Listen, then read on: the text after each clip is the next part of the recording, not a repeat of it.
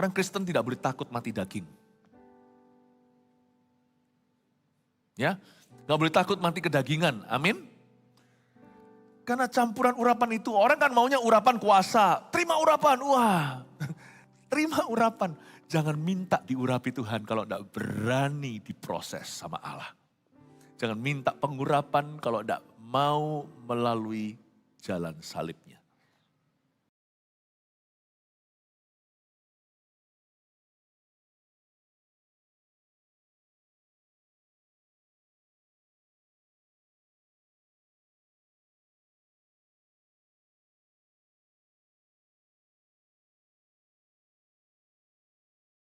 Indonesia, praise the Lord ya, dapatkan di luar sana. Sehari ini, inilah judul khotbahnya. Saya menyampaikan firman yang berbeda-beda di KKR, momen KKR Baptisan Roh Kudus. Lihat itu semua, kalau Anda ketinggalan silakan dengarkan. Ibadah pertama, saya jelaskan pentingnya kita berada di dalam gereja yang penuh Roh Kudus atau Spirit Filled Church. Lalu ibadah dua, saya jelaskan bahasa roh itu apa sih? Kenapa, apa bedanya orang yang berbahasa lidah dengan yang tidak? Nanti bagaimana kita mengalami kemenangan dan tuntunan itu berpengaruh sekali. Bagaimana kita itu membangun kehidupan doa kita. Pentakosta adalah janji Bapa. Lalu habis itu Roh Kudus mitra seniorku, sekarang kita bicara tentang urapan. Urapan penuhiku, Keluaran pasal 30, mari kita buka bersama-sama. Ibadah yang ini agak beda dengan yang lainnya. Saya mau bicara tentang the anointing. Apa sih urapan itu?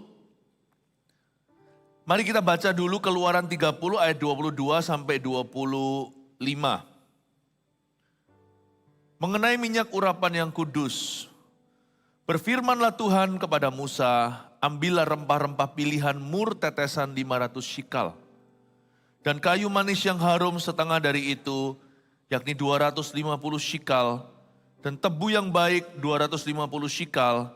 Dan kayu teja 500 shikal ditimbang menurut shikal kudus dan minyak zaitun 1 hin.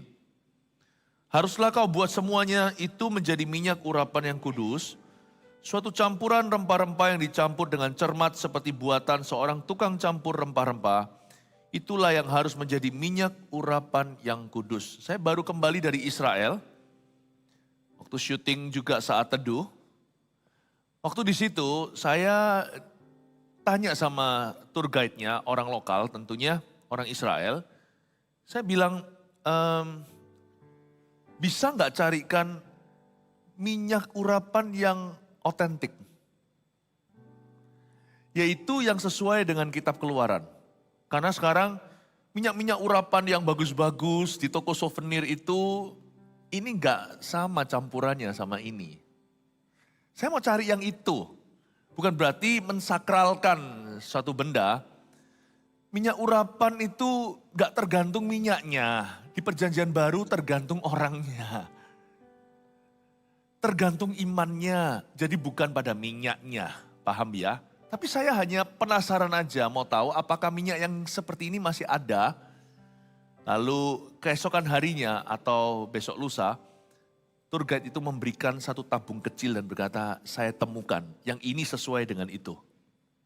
Yang gak tahu sih asli enggak, saya dibohongi juga gak tahu. Gak masalah ya, bukan soal urapan itu kandungannya apa, jangan superstisi. Buktinya saya pakai minyak goreng pun, dulu saya pernah di sebuah desa mengoleskan urapan. Karena gak ada minyak yang lain waktu itu kalau gak salah sama Pastor Yo itu. Di desa Kerasak kalau nggak salah, ya desa Kerasak betul. Ya, waktu kita oleskan ya orang disembuhkan, orang dijamah Roh Kudus kok. Padahal itu minyak goreng. Ya saya juga harus tahu yang saya olesi laki-laki. Kalau perempuan kan sensitif kulitnya, minyak goreng setelah diurapi besok jerawatan. Tapi apa maksudnya dengan urapan ini? Tentunya ada pesan. Setiap ingredient, setiap bahan yang dipakai itu pasti bermakna secara profetik dalam kehidupan kita. Saya pernah ajarkan ini, tapi saya tergerak kali ini mengajarkan lagi. Saya jarang banget mengulang khotbah. Yang ini termasuk bukan ulangan sih, tentunya nanti hasilnya beda, akhirnya juga nggak sama. Tapi saya tergerak sekali di ibadah ini untuk membawa kembali pengajaran tentang pengurapan, the anointing. Suatu subjek yang seringkali disalah mengerti, makanya di ibadah yang terakhir ini beda dengan 4 ibadah sebelumnya. Saya banyak bicara soal baptisan Roh Kudus, meskipun nanti ini kita tetap berdoa untuk Pentakosta, tapi saya mau touch on a subject that is different. Saya mau bicara khusus tentang pengurapan. Supaya kita semuanya bisa mengerti bahasa yang sorgawi ini, yang kurang mendarat seringkali. What is the anointing? And how do we increase? Bagaimana kita bisa meningkat dalam pengurapan hidup kita? Hadirat Allah itu sama loh Bapak Ibu Saudara, tapi pengurapan kita beda loh, tahu nggak? Anda enggak diurapi khotbah. Saya enggak diurapi seperti Anda. Pengurapan Anda dan saya itu lain. Pengurapan seorang pemuji beda dengan pengurapan seorang pengkhotbah. Pengurapan asyir ada lagi loh. Jangan kira yang diurapi hanya di panggung di mimbar. Setiap pelayanan mengandung pengurapan, setiap pekerjaan mengandung pengurapan. Tahu nggak kalau Allah tidak mengurapimu, Anda pasti akan tanggung dalam dunia kerjamu. Pengurapan itulah yang membuat kita itu berjalan dalam kuat kuasa Tuhan. Pengurapan itulah yang menuntun kita, pengurapan itulah yang bukan hanya melayakkan tapi memampukan. What is the anointing? The presence of God is one. Hadirat Allah satu. But we have different type. Kita punya tipe yang berbeda dalam pengurapan. Kalau Anda baca di kitab Yesaya, kita akan mengerti urapan untuk mengubah kain kabung menjadi tari-tarian, pengurapan untuk ini, untuk itu beda semuanya. Yesaya 61. So what is your anointing? Tapi sebelumnya kita lihat dulu benang merahnya. Concerning the anointing tentang pengurapan, mari kita belajar dulu apa kesamaannya. Yang pasti orang yang diurapi harus punya kriteria-kriteria ini. Atau orang yang diurapi pasti berbuah begini. Kita baca dulu sekali lagi ayat 22. Mengenai minyak urapan yang kudus campurannya begini. Berfirmanlah Tuhan kepada Musa, ambillah rempah-rempah pilihan. Saya yakin Tuhan itu, He was not into rempah-rempah lah. Dia tentunya tidak terlalu gubris tentang bahan baku. Karena Tuhan itu seorang pribadi yang mendalam. Dia lihat pohon ara dikutuki kering sampai ke akarnya, ternyata mau ajarkan doa. Kalau Tuhan lihat rempah-rempah, Tuhan bukan lihat bahan. Tuhan cari bahan dengan sifat tertentu untuk ajarkan bagaimana jadi orang pilihan. Jadi yang dipilih itu bukan rempah-rempahnya. Meskipun di sini ditulis rempah-rempah pilihan. Musa disuruh ambil rempah-rempah demikian. Tapi sebenarnya yang Tuhan pilih adalah kita. Tuhan pilih sifat-sifat begini. Agar supaya urapan kita meningkat. Agar bertambah dalam Tuhan. Maka urapan kita, kita harus mengandung sifat yang sama dengan bahan pengurapan. Oke? Berfirmanlah Tuhan kepada Musa, ambillah rempah-rempah pilihan, mur tetesan 500 shikal. Katakan mur. Mur tetesan 500 shikal. Nggak usah bingung itu berapa, ingat aja gopek shikal. Oke, gampang nih, diingatkan. Orang-orang yang buat parfum gitu-gitu yang lebih ngerti lah ya, shikal-shikal saya sih nggak ngerti. Tapi 500 shikal, pokoknya gopek shikal saya ingat-ingat lah. Kira-kira jumlahnya gitu karena saya nanti perlu compare atau perlu membandingkan. Mur itu adalah bahan antiseptik. Pahit. Pernah sekali seorang teman saya dalam perjalanan dari Taipei ke Taichung di Taiwan.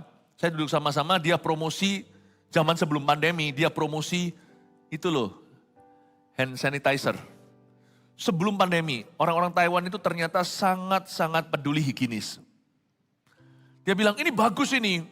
Wah gini-gini katanya, ini mantap. Tapi juga bisa food grade. Disemprot di ini. Sebelum pandemi loh, jauh sebelumnya itu. 9 tahun sebelum pandemi. Dia bilang, wah ini bisa food grade. Udah maju pikirannya, disemprot sana, semprot sini. Wah ini bagus sekali membunuh bakteri, ini antiseptik, ini antivirus, anti apa. Wah promonya lumayan. Dia bahkan bilang, ini bahkan bisa disemprot di sini. Really? Saya bilang. Saya ambil kan. Ya bodoh-bodohnya saya semprot sungguhan. Ya karena temannya kan. Anyep tuh, hambar rasa air. Rasanya dia ditipu deh. Saya bilang, begini ya sis, atau bro, teman-teman waktu itu. Saya bilang, ini kalau beneran antiseptik, saya ini orang awam, saya ini orang awam lah, saya bukan apoteker, saya juga bukan peracik obat, saya juga bukan dokter atau suster, saya nggak ngerti. Tapi kalau ini memang antiseptik, harusnya kan pahit ya. Coba nggak percaya, obat-obat cairan untuk karbol, kosek WC atau untuk bersihkan lantai yang keras itu semua pasti pahit itu, racun bahkan. Saya bilang ini kok hambar. Campuran pertama minyak urapan itu not sweet, but bitter. Kalau kita mau betul-betul diurapi sama Tuhan, bukan hanya masuk surga, pay the price. And sometimes the price you must pay is very bitter. Bayar harganya. Kadang-kadang harga yang dibayar itu pahit. Anda lihat gak, ada orang tertentu mengalami semacam lembah, mengalami semacam baptisan api, mengalami suatu goncangan dalam jiwanya, bukan berarti jadi gila atau sakit jiwa. Goncangan dalam jiwa artinya betul-betul mengalami pencobaan berat. Keluar dari sana Anda lihat, tiba-tiba urapannya beda. Nah, saya tidak bicara tentang hamba Tuhan sebagai pendeta, tapi kita bisa melihat ada orang tertentu yang melalui lembah dulu, lalu Tuhan angkat tinggi-tinggi. Memang untuk kita semakin diurapi dalam bidang kita harus membayar harga. Harga yang kita bayar bukan harga dosa. Kalau harga dosa ya salah sendiri, upah dosa ialah maut. Kalau kita digebukin sama orang sekampung karena curi ayam ya salah sendiri. Harga yang kita bayar itu harga ketaatan, harga kekudusan, harga kesetiaan, harga ketekunan. Pahit, telan. Telan. Kata orang vitamin C pasti kecut. Yang manis-manis itu sudah setengah permen katanya. Gulanya lebih banyak dari vitamin C-nya. Jadi kalau betul-betul vitamin C yang beneran, harusnya kerasa lah ya kecutnya. Kalau mur itu nggak bisa dipalsu, mau diapain, diselaputi apa, diselubung apa, puyer adalah puyer. Binahong adalah binahong. Itu loh, makanan saya waktu kecil paling benci obat-obat yang gituan. Obat-obat yang bentuknya aja seperti kotoran hewan. Diulek-ulek, diremas-remas, sampai cair semuanya, pahitnya setengah mati. Itu mau dikasih gula, mending saya telan mentah-mentah, mending saya telan dia pahit-pahit begitu daripada kasih gula-gula, malah nggak enak. Malah muntah. Mur adalah mur, mau diselubungi apa tetap adalah harga yang harus dibayar. Anda tidak bisa melewatkan cawan Getsemani kalau Anda mau mengalami kuasa kebangkitan. Banyak orang maunya sukses, maunya dipakai Yesus, maunya ngelihat kemuliaan Allah dalam hidupnya, tetapi harga saya tidak mau bayar. Saya tidak mau bayar harga ketaatan. Saya tidak mau bayar harga kekudusan. Saya tidak mau bayar harga ketekunan, harga kesabaran. Gak bisa, mur is mur. Gak tanggung lagi, 500 shekel. Saya gak tahu 1 shekel itu berapa. Nanti kita bisa cek sih. Tapi pokoknya kedengarannya banyak itu gopek shekelnya. You don't pay the price only once, you pay the price over and over again. Yesus berkata, kamu mau mengikut aku, kamu harus memikul salib setiap hari. Seorang hamba Tuhan yang dipakai Tuhan luar biasa, seorang wanita. Not until later, terakhir nanti baru dia dipakai dengan urapan yang dahsyat. Dia berkata, I died 1,000 deaths before I got here. Sebelum saya sampai di sini, aku mati 1000 kali. Orang Kristen tidak boleh takut mati daging. Ya, gak boleh takut mati kedagingan, amin. Karena campuran urapan itu, orang kan maunya urapan kuasa. Terima urapan, wah. Terima urapan. Jangan minta diurapi Tuhan kalau tidak berani diproses sama Allah. Jangan minta pengurapan kalau tidak mau melalui jalan salibnya. Amin. Aku minta diurapi dalam pelayanan, tapi nggak mau salibkan dagingnya dengan berdoa 1 jam saja. Nggak mau sungguh-sungguh mencari wajah Allah. Mana bisa? Berapa banyak orang hari ini yang dalam ministry main teori, main gelar. Kok nggak ada ya buah? Ya nggak bisa. Nggak bisa lewat kepintaran. Harus masuk ke ruang doa. Sembunyi di kaki Tuhan. Di situ baru ada buah. Mur tidak bisa kau bypass, Bapak Ibu Saudara. Itulah sebabnya kalau kita menderita, kalau kita sengsara, pikirkan ini sengsara karena dosa saya, atau ini sengsara yang diizinkan Allah. Kalau yang diizinkan Allah itu berarti bukan salah kita, bukan berarti kita sok benar, tapi kita sudah jaga nurani, kita lakukan apa yang kita tahu, itu adalah firman di hidupku.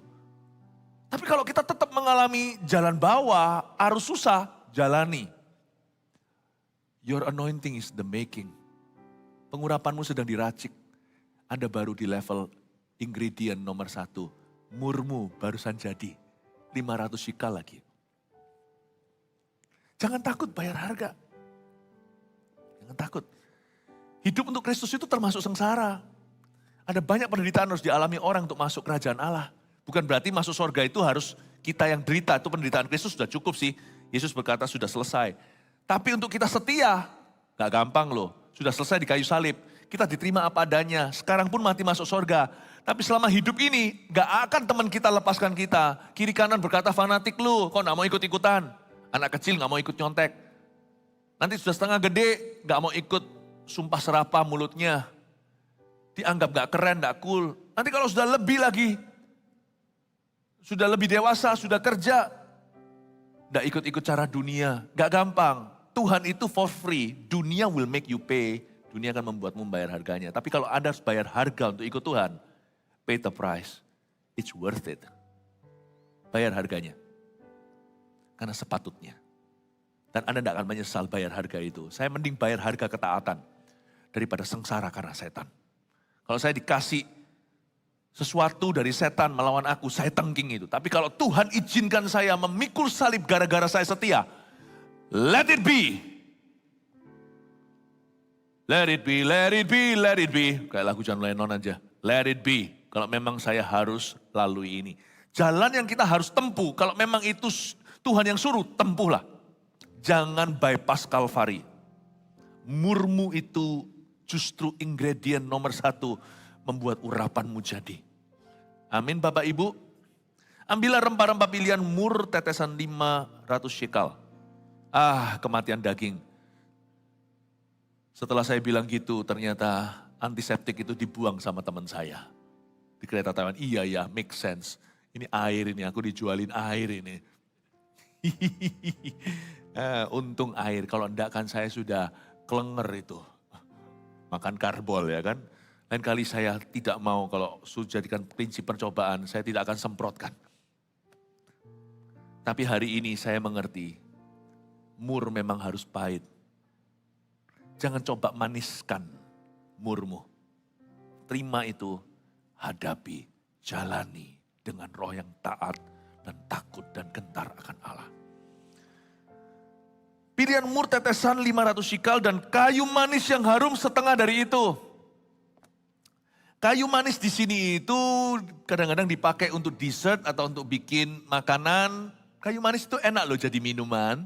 Saya suka minuman kayu manis itu loh, saya nggak tahu namanya apa itu, minuman Korea. Agak manis sih, itu banyak gulanya, sekali-kali nggak apa-apa. Kayu manis, campur jahe, campur apa itu? Kalau minuman pencuci mulut udah selesai makan, itu saya suka itu, saya suka. Kayu manis itu enak, cinnamon. Ternyata Tuhan itu nggak selalu pahit-pahit melulu, ada manisnya untuk kita. Pengurapan itu juga ada sisi sweet.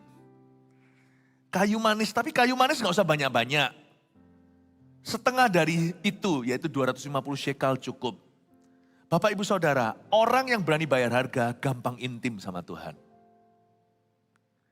Biasanya, orang yang pikul salib, kalau dia gak mengeluh, kalau dia tahu bahwa itu jalan yang harus dia tempuh, nanti ketika dia lulus, mau gak mau sifatnya pasti manis seperti Yusuf keluar dari penjara. Kalau kita mengerti bahwa harga yang kita bayar demi sebuah pengurapan dalam hidup kita itu adalah mur yang tidak bisa kita hindari, kalau kita bisa menerimanya dengan lapang dada, nanti lihat ya, sifat manis akan keluar di hidup kita. Biasanya orang yang pernah kena sakit misalnya, jangan sampai kita sakit ya, dia lebih berbelas kasihan dengan orang yang sakit. Gak selalu kita harus sakit dulu, supaya kita bisa dipakai untuk menyembuhkan orang lain yang sakit. Gak tentu begitu. Tapi maksud saya adalah, orang yang berani bayar harga bersama dengan Tuhan, sifat manis akan keluar. Dan saya suka sekali, bahan kedua, bumbu berikutnya, dari sebuah minyak pengurapan yang kudus, adalah kayu manis bukan hanya mur. Bapak ibu saudara, milikilah sifat yang manis. Kalau kita itu punya sifat yang positif, sifat yang manis, gampang sekali pengurapan itu meningkat. Sebab musuh pengurapan itu adalah seekor lalat. Pengkhotbah berkata, lalat yang mati mengkamirkan seluruh adonan pengurapan. Hati-hati dengan attitude. Because your attitude does determine your altitude. Karena sikap hati kita menentukan ketinggian kita juga. Itu betul, itu pepatah yang sering dipakai kadang-kadang dalam khotbah siapa-siapa. Saya pinjamlah kali ini. It is indeed true, sangat betul sekali. Sikap hati kita menentukan pengurapan kita meningkat seberapa. Sifat yang manis, yang positif sama orang. Jangan suka mengeluh, padahal Tuhan sudah janji bawa ke Kanaan. Tapi gara-gara mereka menggerutu, mati semua. Bukan Tuhan berubah pikiran. Tapi karena umat Tuhan tegar tengkuk. Tuhan berikan apa yang mereka mau. Kayu manis itu bagian daripada sifat orang yang diurapi. Orang kalau diurapi itu bukan hanya kalau dalam doa kelihatan, kalau orang diurapi itu selalu membuat orang lain rebahlah, menangislah. Itu manifestasi. Kalau Anda lihat seorang diurapi oleh Tuhan, pasti sifatnya makin lama makin manis. Ada kayu manis di dalam pengurapan itu. Coba lihat Daud. Daud setelah diurapi sama Samuel. Meskipun Saul bagaimana sama dia potong puncak jubah, tetap cara dealingnya manis. Bapakku, aku tidak punya niat jahat sama kamu. Ini buktinya, aku gemetar. Orang-orangku berkata bunuh, tapi saya tidak mau. Dia sujud dulu ke tanah. Sujud seperti menyembah dan berkata, ayahku. Sifat Daud itu manis. Siapa Daud manis? Bapak ibu saudara juga sama. Jikalau Anda diurapi, pasti akan ada sifat manis keluar dari sana.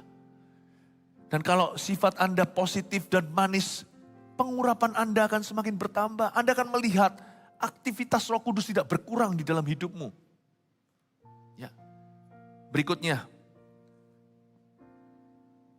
Dari kayu manis yang harum setengah dari itu, yakni 250 shikal, dan tebu yang baik 250 shikal. Katakan tebu. Yang pertama mur, yang kedua kayu manis, ketiga tebu. Tebu, aduh ini penghinaan. Tahu nggak di perjanjian lama, minyak urapan yang dibikin ini untuk dituangkan ke kepala raja. Mana ada raja kalau buat hidangan, minumnya kan sesuai. Atau kalau di Singapura yang pernah pergi, sugar cane you have? Have sugar cane? It's only $1.20. Only $1.20. Murah. Kalau mau mahal, winery.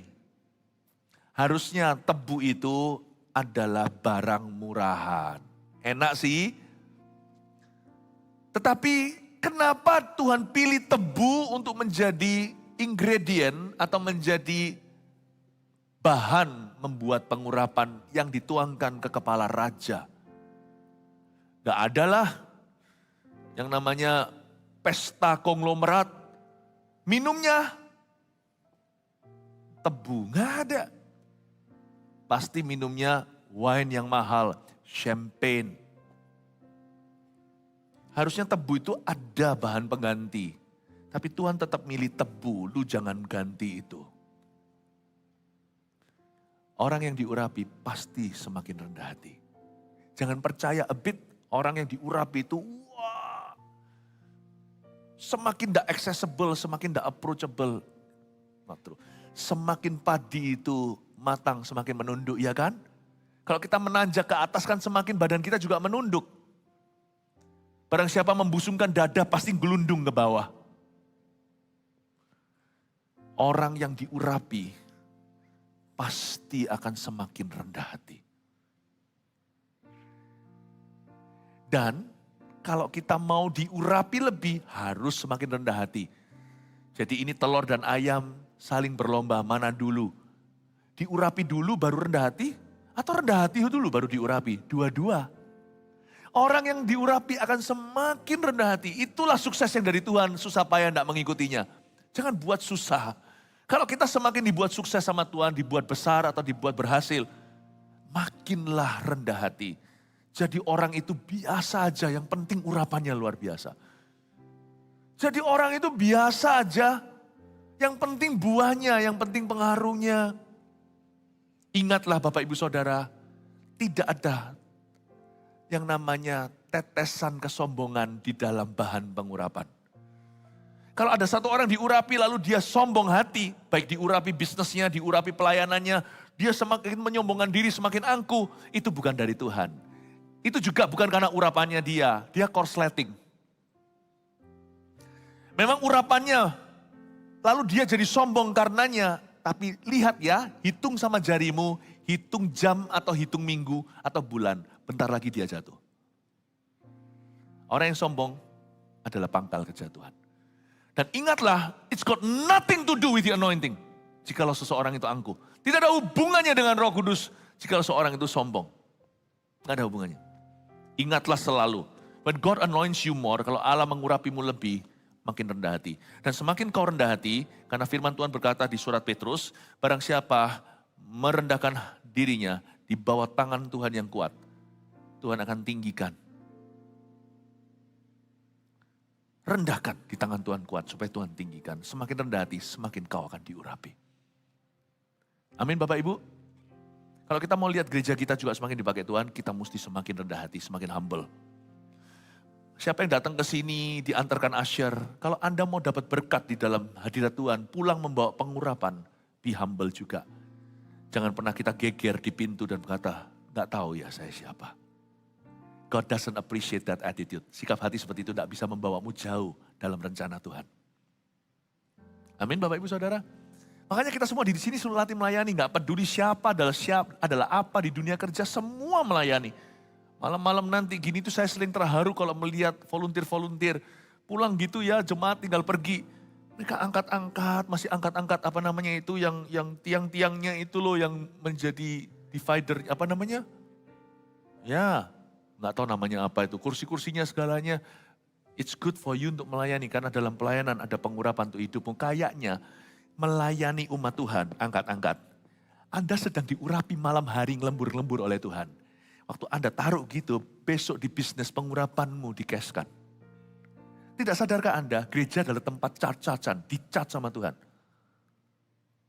Jeripaya keringatmu itu tidak merasa sia-sia. Itu semua akan dicackan ke kartunya Tuhan, besok dikeskan. Tuhan wire malam ini, Anda investasi di rumahnya, besok Anda melihat investasi itu kembali dalam penyertaan Tuhan di rumahmu. Amin Bapak Ibu. Mari kita pahami how the anointing operates. Tebu. Lalu gak hanya tebu yang baik 250 shikal. Ayat 24, dan kayu teja 500 shikal ditimbang menurut shikal kudus. Dan minyak zaitun 1 hin. Ada 2 lagi ingredient, ada lagi 2 bahan. 1 kayu teja. Kayu teja di sini cassia wood, C-A-S-S-I-A. Cassia wood itu seperti oak tree, seperti pohon apa namanya itu oak. Aduh saya nggak tahu bahasa Indonya. Tapi kayu, ya kayu teja. Kayu teja itu, kayu teja, cassia wood itu kuat dan tahan lama. Orang kalau diurapi Tuhan itu tekun. Seringkali yang kita asosiasikan dengan urapan adalah sesuatu yang instan. Iya sih, Karena orang kalau diurapi Tuhan pasti signs and wonders and miracles, tanda-tanda heran akan menyertai hidupnya. Tak terkecuali mujizat demi mujizat akan menjadi biasa di dalam kehidupan orang itu.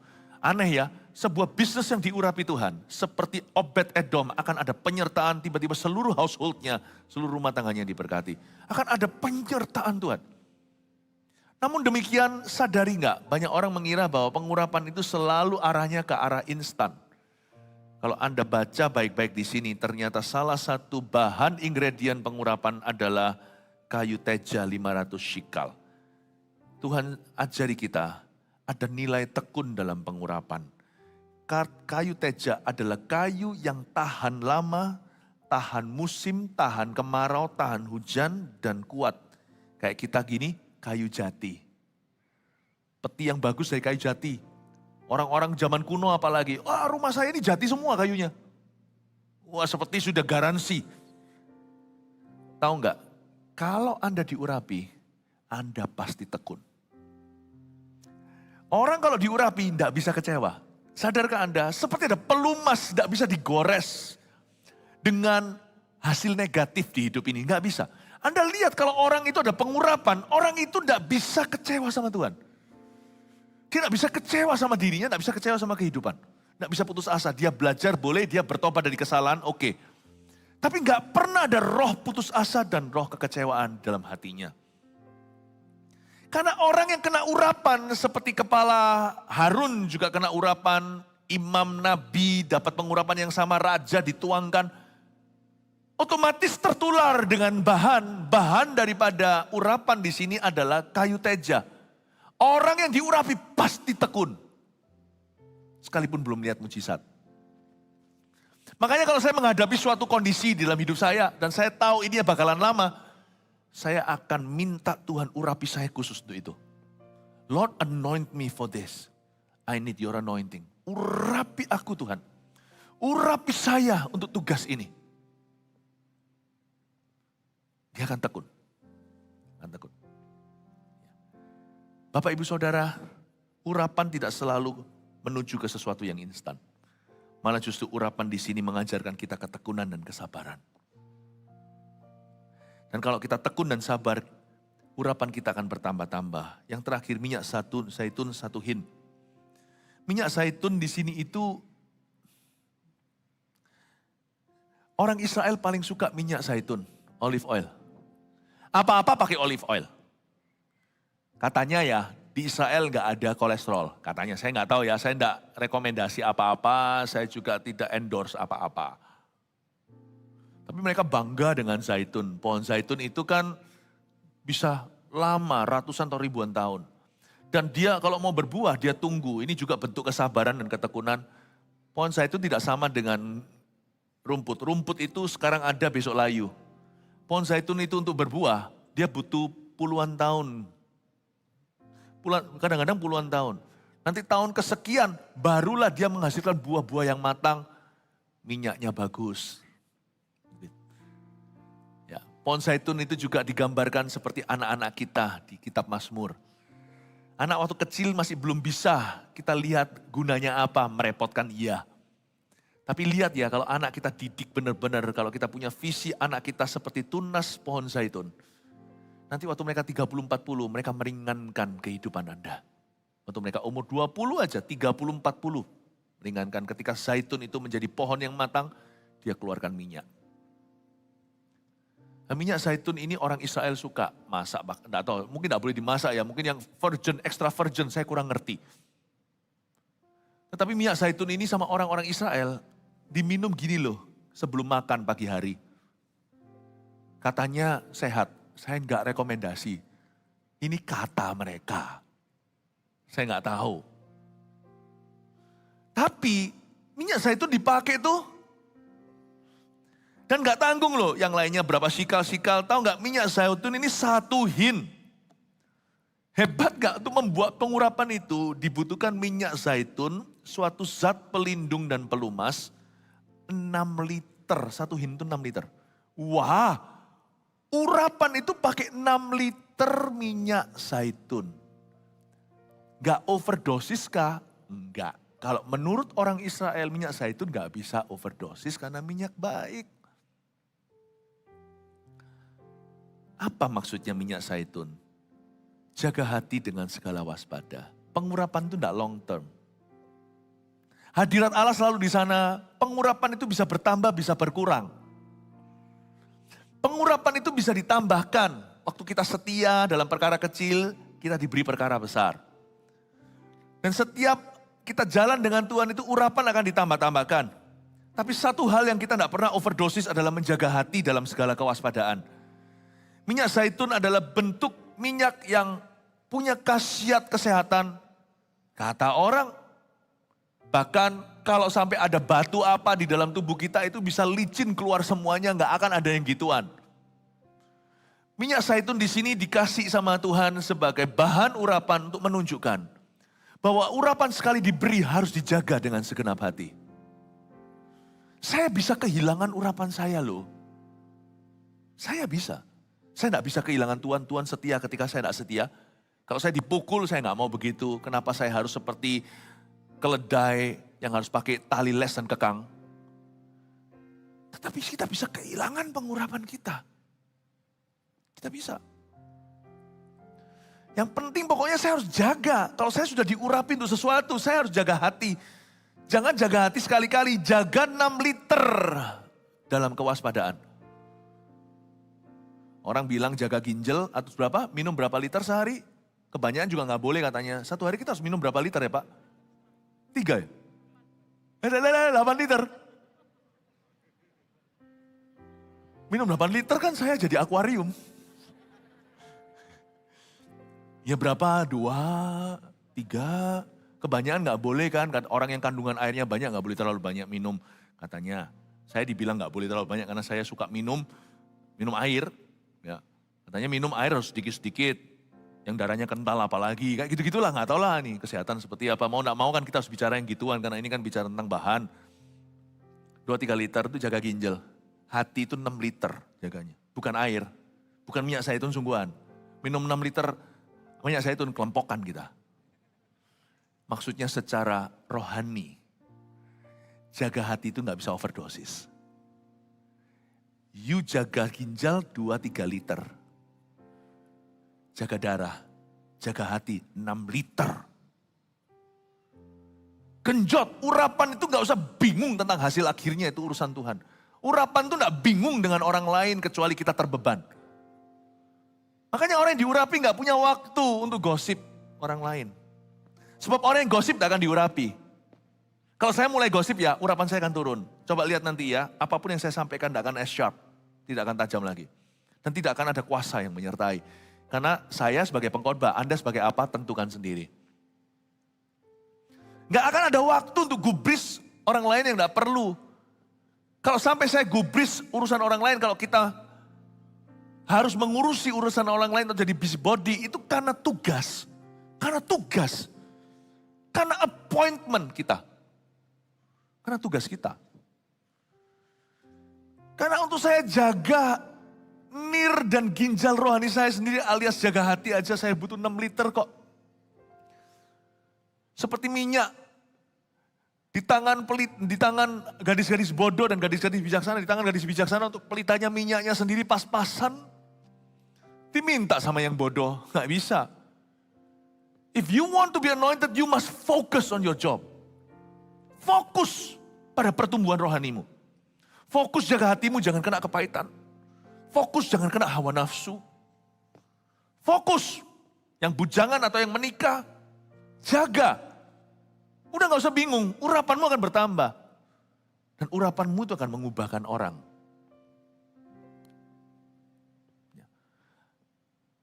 Hari ketika Tuhan bilang sama saya, kamu akan diurapi. Hari itu juga saya mendapatkan baptisan Roh Kudus.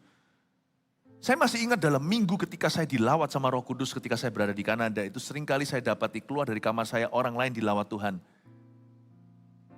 Di luar. Saya dilawat Tuhan di dalam kamar, itu keluar. Bukan karena saya hebat, bukan. Ini semua adalah urapan, bukan kitanya. Kitanya ini hanyalah bejana. Saya tahu urapan Tuhan itu gak perlu dibantu, dia akan bekerja melalui hidupmu. Tugasmu hanya jaga hati. Yesus ngomong begini sama saya waktu saya baru kenal beliau.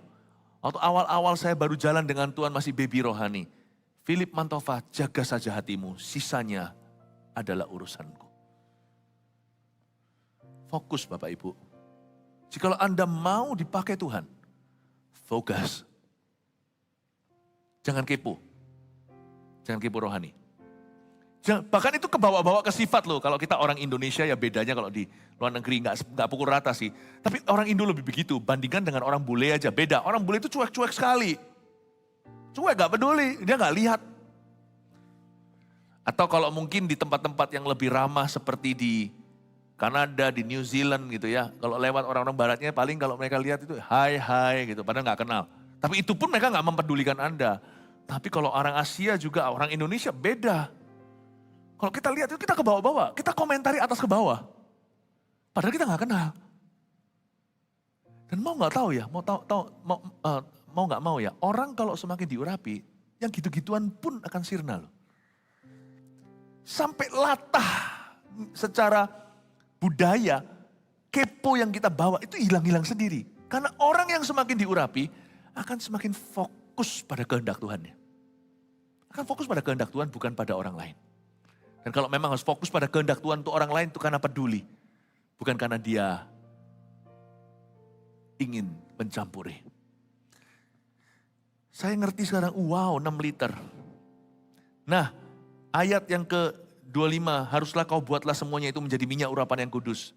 Suatu campuran rempah-rempah yang dicampur dengan cermat seperti buatan seorang tukang campur rempah-rempah. Itulah yang harus menjadi minyak urapan yang kudus. Tulis 3 poin sederhana, oke? Urapan penuhiku ada 3 tipe pengurapan. Kalau saya baca rangkumkan dari perjanjian lama saja, saya temukan. Apalagi di dalam terang perjanjian baru ketika kita semua menjadi imam matrajani. Pertama disebut sebagai the believer's anointing, urapan orang percaya. Setiap orang percaya ada pengurapan dari Allah. Itulah sebabnya orang-orang Kristen anak Tuhan yang sudah lahir baru gak usah takut ke WC sendirian. Kecuali kalau memang daerah rawan ya jangan ke sana. Tapi kalau bicara tentang kuasa setan, setan terbatas kerjanya dalam hidupmu.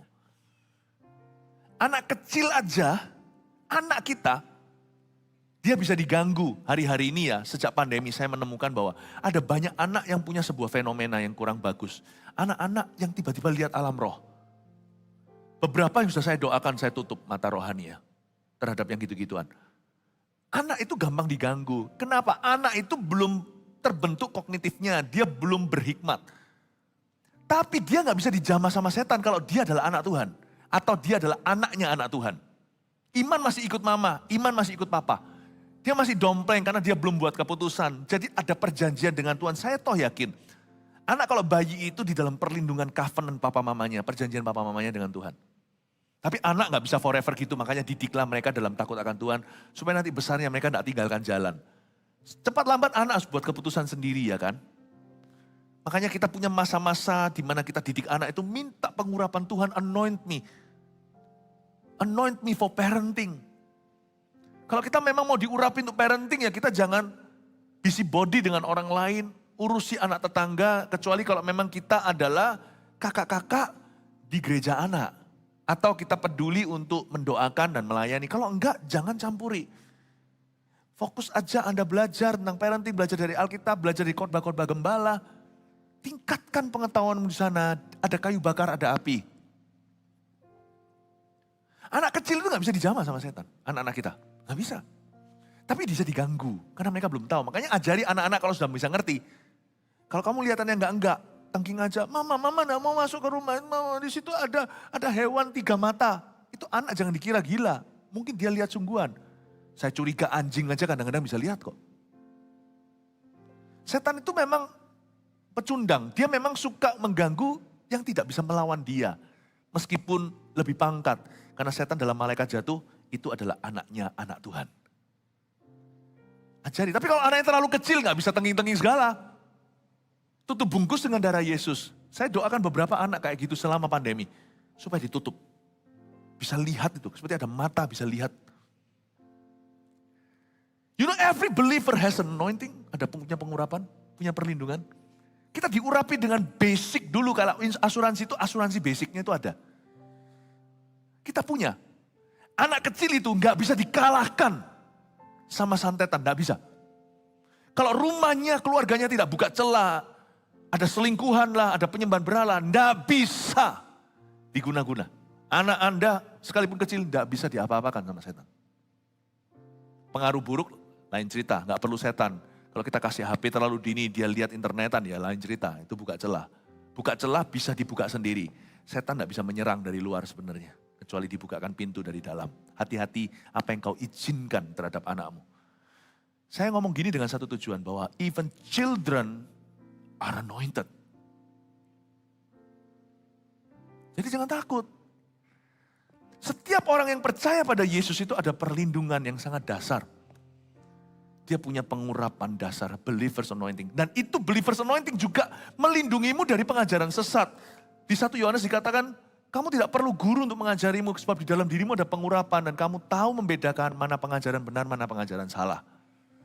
Ada basic anointing, itu pelumasnya, ada minyak zaitun yang tidak kelihatan. Misalkan, siapapun di atas sini, saya nggak akan izinkan sih, saya sebelum naik ke sini itu saya selalu berlutut di depan Tuhan, karena di depan ini adalah suci. Siapa yang kami izinkan naik ke atas, semoga kami tidak pernah kebobolan. Jikalau kami kebobolan, pasti kami habis itu akan tahan. Tapi kita akan selektif siapa yang berbicara di atas mimbar kita. Bukan semata-mata terkenal atau menarik, pasti ada di sana. Kalau tidak bisa menambahkan sesuatu yang kudus dalam kehidupan jemaat yang kita cintai dan gembalakan. Tapi misalnya korsleting terjadi. Kalau ada orang di sini mengajarkan Yesus bukan Tuhan, Yesus itu ciptaan. Langsung semua alarmnya nyala. Dari basic anointingmu. Langsung alarmnya. Semuanya berkata, loh kok gini pendetanya. Gak bisa umat Tuhan semudah itu disesatkan. Orang yang jalan dengan urapan, dia bisa membedakan sendiri. Gak usah banyak bicara, itu juga menjelaskan kepada kita. Kalau kita disalahi, difitnah, gak usah terlalu sibuk pembenaran diri. Secukupnya, sisanya itu ada urapan. Orang yang hatinya benar akan tahu sendiri benar itu apa, salah itu apa. Akan tahu sendiri. No one can fool you. Saya sebagai gembala ngajarkan gini, Anda bisa teguh karena Anda tahu saya memberitakan firman. Kalau saya salah, Anda pasti tahu. Basic anointing di surat Yohanes. Sebab itu kamu tidak perlu guru. Bukan berarti tidak perlu diajari. Karena di dalam jawatan yang ada dalam tubuh Kristus di kitab Efesus, ada yang namanya jawatan guru di samping penginjil, rasul, nabi. Tapi maksudnya tidak perlu orang memberitahu mana benar mana salah. Tapi ilmu kita ditambahkan lewat guru-guru yang diurapi. Amin Bapak Ibu. Urapan believers itu penting sekali. Dan ini bisa hilang gak? Yudas Iskariot. Dia jual Yesus ya bisa. Itulah sebabnya ketika hatimu dikejar sama Roh Kudus berbuat sesuatu yang salah atau ngomong sesuatu yang salah atau mikir yang salah. Ketika nuranimu lembut sekali lalu dituduh, cepat kembali. Kalau Tuhan bicara sekali, terus sebulan, terus setahun ditolak, lama-lama kebal ini hati. Makanya ada beberapa orang, kata Ibrani, yang pernah mengecap karunia sorga. Waktu murtad, tidak bisa kembali lagi. The believer's anointing is the most precious anointing. Urapan yang paling berharga. Jangan kehilangan itu. Itu yang melumasmu sampai ke sorga. Makanya itu jangan izinkan sampai nurani kita itu mati. SIM itu kalau mati lebih repot ngurusnya. Paspor dan visa. Ya kan? Mobil juga sama. Kalau lagi lagi banjir atau apa, digas terus katanya ya kan? Jangan sampai dia apapun yang sampai udah susah untuk di jump start lagi. Udah bisa. Jangan sampai satu dotmu itu ketika dulu orang tua mengandung kita, mungkin zaman sebelum USG dan segalanya, sekarang kan sudah sangat high tech, bisa lihat berapa D, ya 4D, 5D, 6D.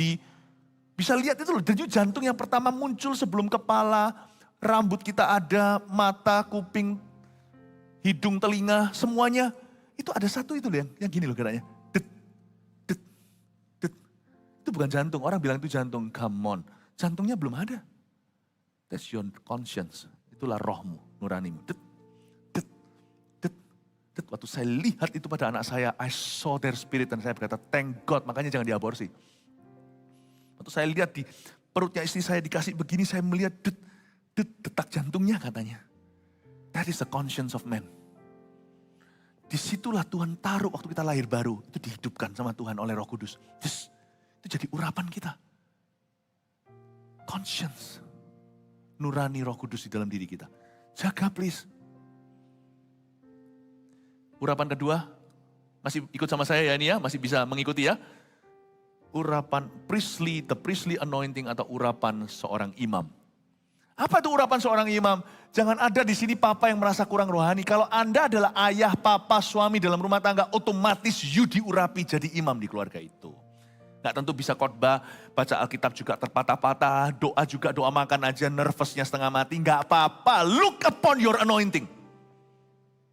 Lebih baik ayah yang berfungsi meskipun tertati-tati daripada ayah yang main aman, tidak mau berfungsi demi untuk gengsi. Lihat, hargai urapanmu. Urapan imamat, priestly anointing, urapan seorang imam itu urapan seorang pejabat. Kalau Anda menjabat, your appointment is your anointment. Penunjukanmu adalah pengurapanmu. Jadi otomatis misalnya sekarang, saya gembala sidang.